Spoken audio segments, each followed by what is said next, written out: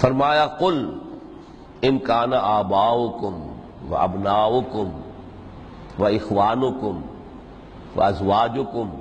و عشیرتکم و اموال اقترفتموها و تجارت تخشون کسادها و مساکن ترضونها احب الیکم من اللہ ورسولہ و جہاد فی سبیلہ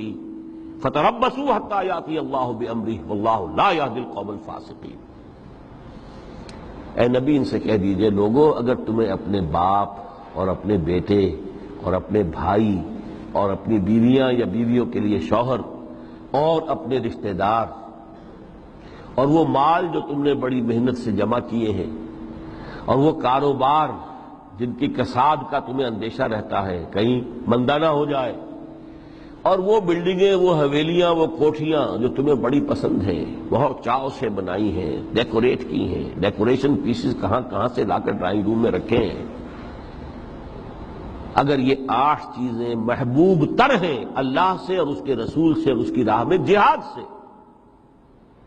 فتربصوا تو جاؤ انتظار کرو،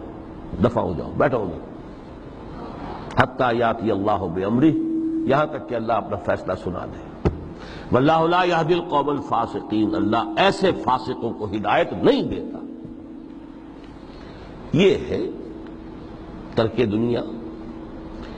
یہ ساری محبتیں جو ہے جیسے علامہ اقبال نے کہا یہ مال و دولت دنیا، یہ رشتہ و پیوند، بتان وہم و گما لا الہ الا اللہ۔ مال و دولت دنیا کی 3 چیزیں لے لی، وہ مال جو تم نے جمع کیے، ایسٹس تمہارے، وہ کاروبار جن کا کہ تمہیں اندیشہ ہوتا ہے کہ کساد نہ ہو جائے، اور وہ تمہاری بلڈنگیں حویلیاں جو تمہیں بڑی محبوب ہیں، مال و اسباب دنیا، اور رشتہ و پیوند 5 گنوا دیے، باپ، بیٹا، بھائی، زوج۔